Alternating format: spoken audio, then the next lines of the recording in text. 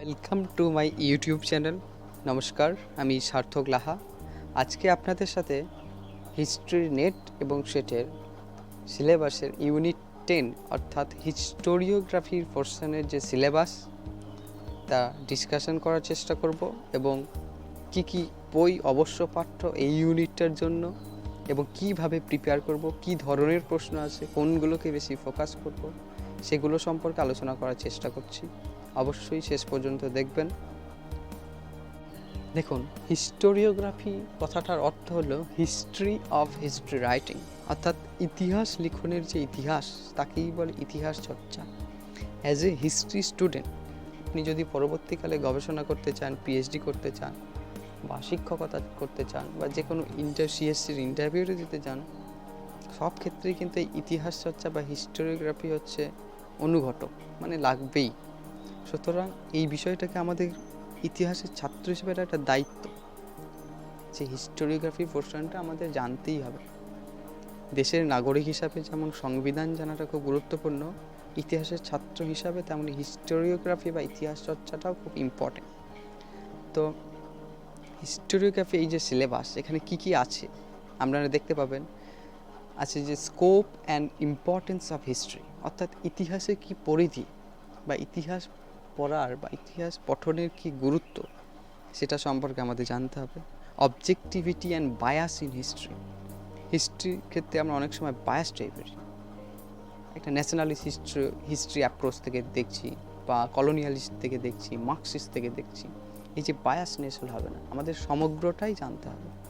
তারপরে আছে heuristics operation, criticism in history, synthesis and presentation. Heuristics operation হচ্ছে একটা স্টেপ। ক্রিটিসিজম ইন হিস্ট্রি, ইতিহাসেও সমালোচনা আছে, সেই সমালোচনা আছে বলেই ইতিহাস ক্রমশ অগ্রগতি হচ্ছে। তারপরে history and it's auxiliary sciences, মানে হিস্ট্রির সাথে জিওগ্রাফির কী সম্পর্ক, হিস্ট্রির সাথে ম্যাথামেটিক্সের কী সম্পর্ক, হিস্ট্রির সাথে পল সায়েন্সের কী সম্পর্ক, এই ব্যাপারগুলো আমাদের এখানে জানতে হবে। History a science, arts or social science, ইতিহাস কি একটা বিজ্ঞান না ইতিহাস একটা কলা না ইতিহাস একটা সমাজ বিজ্ঞান। এই যে পুরো ব্যাপারটা হিস্ট্রিকে কে কীভাবে ডিফাইন করছে, এইখানে আমাদের এই ব্যাপারটা সম্পর্কে আয়ত্তীকরণ করতে হবে। তারপর আছে কজেশন অ্যান্ড ইমাজিনেশন হিস্ট্রি, ইতিহাসে কার্যকারণ ধারণা তার কি গুরুত্ব। সিগনিফিক্যান্স অফ রিজিওনাল হিস্ট্রি, অর্থাৎ আঞ্চলিক বা প্রান্তীয় ইতিহাসের কি গুরুত্ব। আমরা যদি পশ্চিমবঙ্গের ইতিহাসের নিয়ে কাজ করি বা পশ্চিমবঙ্গের অন্তর্গত কোনো জেলার কোনো লোকসংস্কৃতি বা অন্যান্য কোনো আঞ্চলিক কোনো ক্ষেত্রকে নিয়ে গবেষণা করি, সেটা হচ্ছে রিজিওনাল হিস্ট্রি, তারও একটা গুরুত্ব আছে, সেটা সম্পর্কে আমাদের জানতে হবে।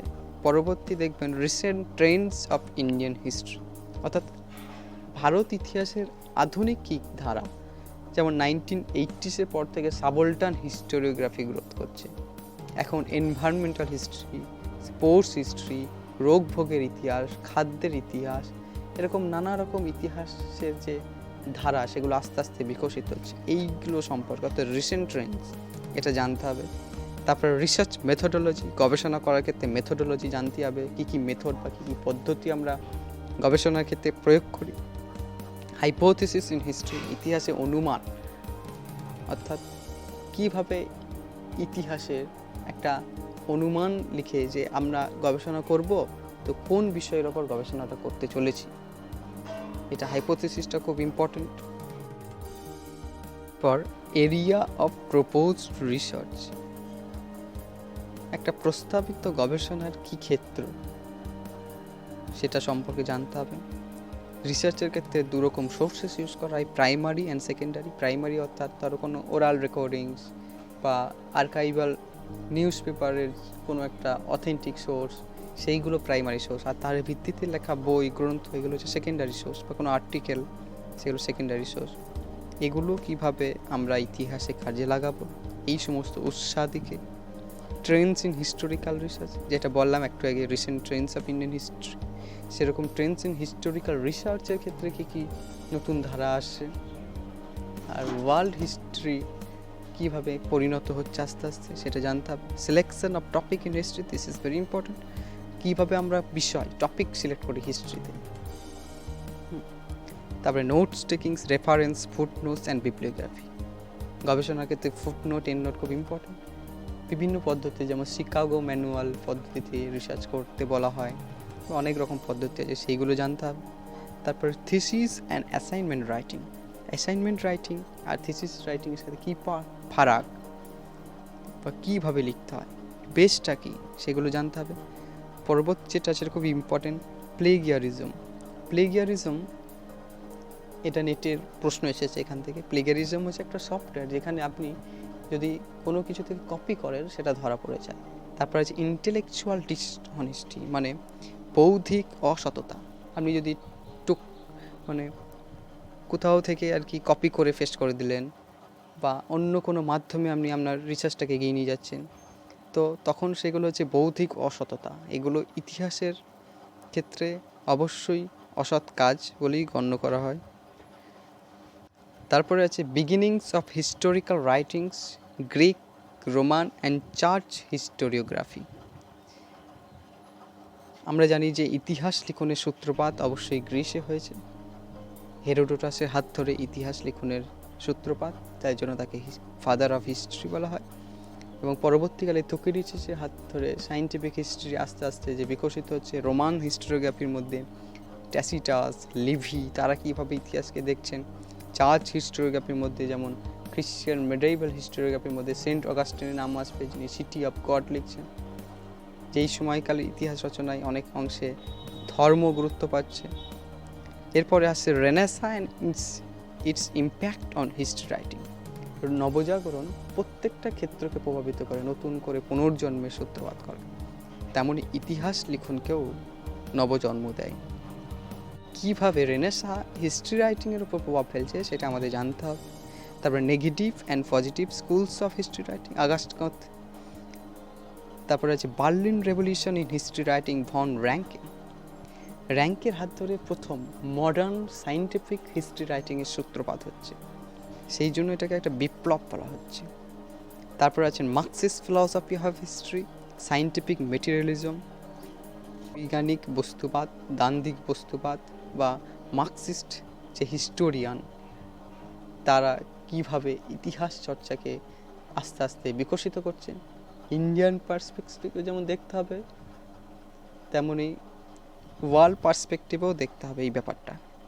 রমিলা থাপার বা রজনীপাম দত্ত, তারা কীভাবে ইতিহাস দেখছেন, ডিডি কোশাম্বী, ডিএন ঝা, এই ব্যাপারগুলো এখানে আসবে। তারপর আছে cyclical theory of history, Oswald Spengler. Oswald Spengler তার একটা বই লিখছেন, দ্য ডিক্লাইন অফ ওয়েস্ট। সেখানে বলছেন যে কোনো একটা সভ্যতা একটা রাইজ করে, তারপর তার গ্রোথ হয়, তারপর তার ডিসিজ বা ডিক্লাইন হয়। এই যে একটা চক্রাকার পদ্ধতি, এই যে বর্ণনা, এটা আমাদের পড়তে হবে। Challenges and response theory, Arnold Joseph Toynbee. Toynbee তার এ স্টাডি অফ হিস্ট্রি গ্রন্থে এখানে বলছেন যে কোনো একটা সভ্যতা ধ্বংস হলো, এবার কোনো লিডারের নেতৃত্বে যদি রেসপন্স করে, তাহলে একটা গ্রেট সিভিলাইজেশন রাইজ করে। এই ব্যাপারটা আমাদের জানতে হবে। তারপর post modernism in history. What is post modernism? না, বলা হয় যে মডার্নিজমে অনেকাংশে এলিটিস্ট হিস্ট্রি রাইটিংকে গুরুত্ব দেওয়া হতো, যেখানে হাই এবং লো কালচারের মধ্যে একটা পার্থক্য করা হতো। পোস্ট মডার্নিজম কী করে, যেটা 20th সেঞ্চুরি মিড এবং লেট 20th সেঞ্চুরি থেকে এর সূত্রপাত, যেখানে এই দ্বৈততা ভেঙে যাবে। নোয়াম চমস্কি মতো মানুষরা এই পোস্ট মডার্নিজমকে গুরুত্ব দিচ্ছে। তো এটা হলো পুরোপুরিভাবে হিস্টোরিওগ্রাফি পোর্শনের সিলেবাস আলোচনা। এবার আসি কী ধরনের প্রশ্ন আসে সেই বিষয়টাই। হিস্টোরিওগ্রাফির ক্ষেত্রে প্রশ্ন যেগুলো আছে সেগুলো যে অনেকাংশে প্যাসেজ তুলে দেওয়া হয় কোনো একটা অথেন্টিক বই থেকে, সেই প্যাসেজের ভিত্তিতে 5টা প্রশ্ন থাকলো, উত্তর দিলেন, এরকম আসে। আবার এক্ষেত্রে বেশি করে হিস্টোরিক্যাল যে অথেন্টিক বুক, সেইগুলোর নামগুলো অনেকাংশে ইম্পর্টেন্ট। EH কারের হোয়াট ইজ হিস্ট্রি, বা the 20 years of crisis, Saint অগাস্টিনের city of God, Thomas More তার ইউটোপিয়ান, তারপরে গিবনের the decline of Roman civilization. এই যে ইম্পর্টেন্ট বই, এই নামগুলো খুব ইম্পর্টেন্ট। অনেক সময় ছক করে দেয় যে এটার সাথে কে কোনটা লিখেছেন, ঠিক আছে, ছক মেলানোর ব্যাপারটা। তো এগুলো আমাদের জানতে হবে। আর হিস্ট্রির ডেফিনেশন, যেমন এইচ কার বলছেন যে history is the continuous dialogue between past and present. J B Bury অর্থাৎ জন বাগনেল বিউরি বলছেন যে history is science, no less no more. Thomas Croce যদি বলে, তিনি বলছেন ইতিহাস এক বিশেষ প্রকার কলা। জেমস ট্রেভিলেন বলছে ইতিহাস বৈজ্ঞানিক ভিত্তিতে নয়, বৌদ্ধিক ভিত্তিতে গড়ে ওঠে। এই যে সংজ্ঞাগুলো আর এই যে বইয়ের নাম, এগুলো খুব ইম্পর্টেন্ট, আসি একটা দুটো করে। সুতরাং এই ব্যাপারটাকে অনেকাংশে গুরুত্ব দেবেন, আর প্যাসেজের জন্য বেশি করে এই ব্যাপারটা সম্পর্কে ধারণা রাখতে হবে। প্লেগিয়ারিজম আর যে hypothesis, primary source, secondary source, Trends, এই ব্যাপারগুলো সম্পর্কে জানতে হবে। এবার আসি কি কি বই পড়ব, কোন অংশের জন্য কি কি বই পড়ব। দেখুন, যেটা লাল মতো বর্ডার করা আছে সিলেবাসে, আপনারা স্ক্রিনে দেখতে পাচ্ছেন, তার জন্য অবশ্যই what is history, EH Carr, the idea of history, R G Collingwood, আর ইগনোর হিস্টোরিওগ্রাফি যে নোটস, সেগুলো কাজে লাগবে। আর নীল অংশের জন্য পুরোটাই আপনি ই শ্রীধরনের যে টেক্সট বুক অফ হিস্টোরিওগ্রাফি সেখানে পেয়ে যাবেন, খুব ভালো করে দেওয়া আছে। তো এই বইগুলো অবশ্য পাঠ্য, আর বাংলাতেও কিছু বই উল্লেখ করলাম, কিন্তু ইংলিশ বইগুলোকেই আমাদের গুরুত্ব দিতে হবে, পড়তেই হবে। বিশেষ করে ই শ্রীধরন আর হোয়াট ইজ হিস্ট্রি, এই দুটো বই অবশ্য পাঠ্য। বাংলা ইতিহাস কাকে বলে ইতিহাস পড়তে পারেন, ইতিহাস ও ঐতিহাসিক অমলেশ ত্রিপাঠী, ইতিহাসের ধারা সুশোভন সরকার, ইতিহাসের উত্তরাধিকার পার্থ চট্টোপাধ্যায়, এই বইগুলো কনসেপ্ট ক্লিয়ারের জন্য পড়তে পারেন। কিন্তু যদি পরীক্ষার জন্য পড়েন, অবশ্যই ইগনোর historiography note, E Sreedharan, EH Carr, এগুলো পড়তেই হবে। আর the idea of history, R G Collingwood, এটা পড়তে পারলে ভালো হয়। তো এভাবেই প্রিপারেশন নেবেন। হিস্টোরিওগ্রাফি পোর্শনটা খুব ইম্পর্টেন্ট, আপনার ইতিহাসের ভালোবাসার যে জীবন, তার ক্ষেত্রে বিশেষ গুরুত্বপূর্ণ। তাই হিস্টোরিওগ্রাফি পোর্শনটা কোনো দ্বিধা না করে পড়ে ফেলুন। এখানে অনেকাংশে ওই বইয়ের নাম বা ডেফিনেশন এরকম করলে অনেকাংশে অনেক সময় 10টায় ঠিক করা যায়। সুতরাং focused, be positive and step চেয়ারে। Thank you for watching. যদি অবশ্যই ভালো লাগে শেয়ার করবেন, লাইক করবেন, সাবস্ক্রাইব করবেন।